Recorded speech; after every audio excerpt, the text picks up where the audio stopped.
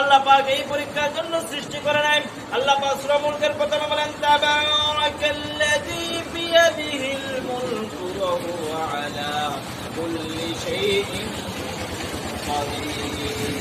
সমস্ত ক্ষমতা, রাষ্ট্র ক্ষমতা, সামাজিক ক্ষমতা, যা কিছু আছে সব ক্ষমতা কার হাতে? সবাই বলেন আল্লাহর হাতে ক্ষমতা।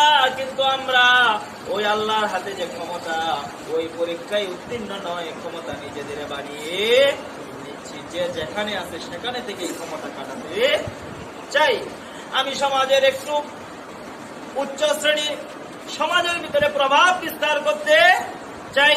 তো আল্লাহ পাক বলেন তোমাদেরকে সৃষ্টি করা হয়েছে পরীক্ষার জন্য। আর এই পরীক্ষা যখন করবেন, আল্লাযীনা ইযা আসাবাতুহুম মুসিবা ক্বালু ইন্না